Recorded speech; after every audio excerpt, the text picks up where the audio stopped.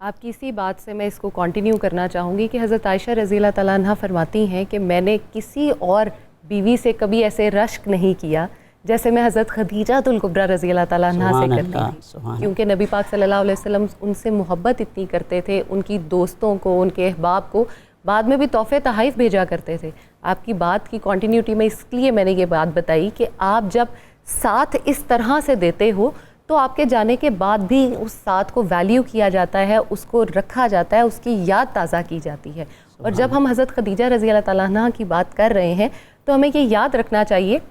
کہ ہم اس عورت کی بات کر رہے ہیں جو بہت ہی مالدار اور ایک بہت اچھی خاتون تھی، جو تاجر اپنی قریش میں بہت زیادہ مشہور تھیں، ان کی بڑا تجارتی قافلہ ہوا کرتا تھا اس وقت پہ، اور بہت مالدار تھیں۔ لیکن جب اسلام پہ وقت آیا تو اپنا سارا مال،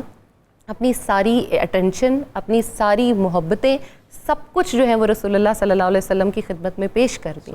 سارا کا سارا مال، سارا تجارتی قافلے جو تھے وہ سب کچھ ان کے حوالے کر دیا۔ اگر ہم شیبی ابی طالب کی بات کریں تو 3 سال جو تھے آپ نے بہت مشکل کے جو گزارے،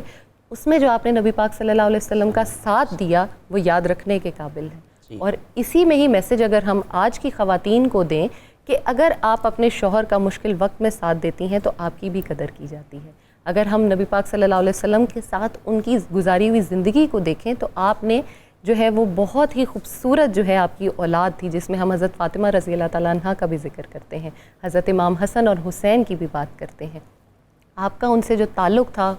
آپ چاہے ان سے ملی نہیں تھیں حضرت امام حسن اور حسین سے، لیکن وہ تعلق جو ہے وہ آپ کی نسل در نسل چلتا چلا جاتا ہے۔ پھر حضرت جبرائیل علیہ السلام کی اگر میں بات کروں تو انہوں نے نبی پاک صلی اللہ علیہ وسلم سے آ کے کہا کہ اللہ تعالیٰ حضرت خدیجہ کی بارگاہ میں جو ہے وہ سلام پیش کرتے ہیں اور کہتے ہیں کہ ان کے لیے بشارت ہے کہ جنت میں ان کے لیے ایک ایسا گھر ہے، محل ہے، جہاں پہ نہ تو کوئی شور ہوگا، نہ غم ہوگا، نہ رنج ہوگا۔ جس کو اللہ تعالیٰ سلام پیش کر رہے ہیں، ہم اس ہستی کی بات کر رہے ہیں، ہم اس ہستی کی بات کر رہے ہیں جن کو ہمارے پیارے نبی پاک صلی اللہ علیہ وسلم نے بہت اہمیت دی ہے،